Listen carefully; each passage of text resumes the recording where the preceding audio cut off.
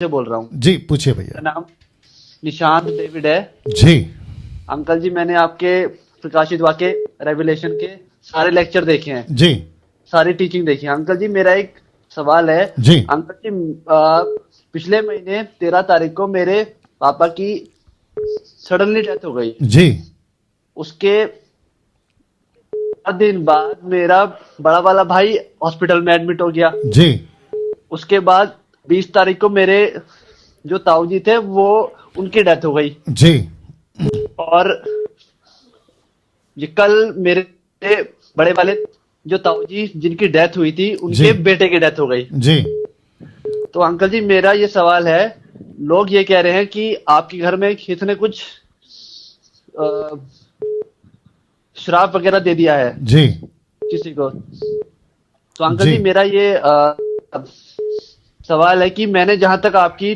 Teaching और Bible में जितना लिखा है, मुझे 101% विश्वास है कि ऐसा कुछ नहीं है। राइट लेकिन इस समय जो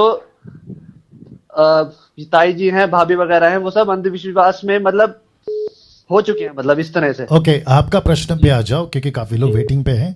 आप ये जी पूछना चाह रहे हैं कि मसीह बनने के बाद श्राप रहता है या नहीं रहता, ये पूछ रहे हैं आप? जी अंकल जी, अंकल जी, ओके अंकल जी, ओके अंकल तो ये डायरेक्ट आ जाना था ना भैया। चलिए कोई बात नहीं, आपका जी नाम अंकल फिर से जी, बताइए, क्या नाम बताया? Nishant David uncle. निशान देव, तुम याद रखा करो। जी निशान जी शांति जी से मेरे जी प्रश्नों आपके प्रश्नों का उत्तर ले लीजिए, ठीक है ना? जितने अंकल जी, दर्शक हैं अंकल 1400 के आस माफ करें, हाँ जी 1400 के आसपास जी लोग हैं, मैं उनको जी कहना चाहता हूँ आप भी सुने। जी इनका प्रश्न है कि मसीह बनने के बाद इनके घर में कई डेथ हो गई बैक टू बैक, तो क्या श्राप जो पूर्वजों का या फिर किसी भी है ना वजह से जो श्राप है मृत्यु का, क्या वो बना रहता है? तो सीधी लाइन में कहना चाहता हूं, अगर तुम मसीह के हो, दूसरा जी कुरिन्थियों जी 5:17। नहीं आप शांत रहिए, सचिन, सचिन है ना इनका नाम, निशान, शांत रहिए, मैं आपसे नहीं जी सबसे बात कर रहा हूं, ठीक है ना? या तो दूसरा कुरिन्थियों 5:17 कहता है जो मसीह में है वो नई सृष्टि है, पुरानी बातें बीत गई। इफिसियों 3:1-13 और 4:30 कहता है कि जो जिसका उद्धार हो गया है उसके ऊपर पवित्र आत्मा की छाप लग गई है। तो मेरा प्रश्न है, जहां पवित्र आत्मा है वहां श्राप भी है, जहां पवित्र आत्मा का उजाला है वहां अंधेरा भी है। जिसको कहते हैं कि यीशु ने जिस आत्मा ने यीशु को जिलाया उसी आत्मा ने तुम्हारा उद्धार कराया, वो तुम्हारे अंदर रहता है, तो फिर श्राप कैसे रह सकता है? तो सबसे पहली चीज है कि सैल्वेशन के पैकेज में श्राप निकल जाता है, बंधन टूट जाते हैं, वो चाहे किसी भी पूर्वजों का, पीढ़ियों का, अलाना फलाना किसी का भी हो। और अगर यूनक, आप जानते हैं यूनक का मतलब क्या है, अगर वो भी श्राप देता है तो वो श्राप भी मसीहों को नहीं लगता। अगर कोई जादू करता है वो तक नहीं लगता। अब प्रश्न है फिर मौतें क्यों हो रही है? अब सीधी बात यह है कि जिसकी मौत हो रही है उसका जीवन प्रभु के साथ कैसा है? वो चाहे आंटी हो, अंकल हो, पिताजी हो, भाई हो, बड़ा छोटा कोई भी हो, उसका मसीह के साथ में जीवन कैसा है, ये प्रश्न उठता है। उसने अंकल जी अंकल जी जी, जी जो पापा थे ना, उन्होंने पास्टर की ट्रेनिंग कर रखी थी। अरे भैया वो मैं वापस कह रहा हूं, जी जी जरा शांत जी हो जाओ। जी अब आपने क्योंकि बोल दिया तो मैं फिर उसको भी कंक्लूड कर लेता हूं, ले लेता हूं। जी पास्टर हो या बिशप हो पास्टर हो, बिशप हो, रेवरेंड हो, अपोस्तल हो, प्रॉफिट हो, मुझ जैसे बाइबल टीचर हो, मैं सबकी बात कर रहा हूं। सबका जीवन कैसा है? अब आपको एग्जाम्पल भी दे देता हूं और बाकी दर्शक दिख रहे उनको भी बता देता हूं। 1 Corinthians 11:23 से लेके 32 तक में पौलुस क्या कहता है? जो प्रभु बोझ लेता है, अगर गलत तरीके से लेता है, वो या तो कमजोर, दूसरा बीमार और तीसरा मर तक जाएगा। फिर ये क्या है?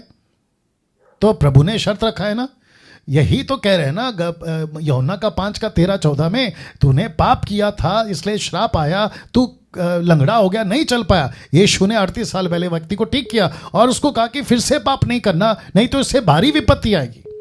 और फिर मत्ती का किताब उसका 12 अध्याय 39 से आगे पढ़ोगे, दुष्ट आत्मा जब निकल जाती है और देखती है कि ये व्यक्ति वापस वही पुरानी जिंदगी जी रहा है, तो वो एक नहीं आती बल्कि अपने साथ 7 लाती है, उसकी हालत पहले से भी ज्यादा भयंकर खतरनाक।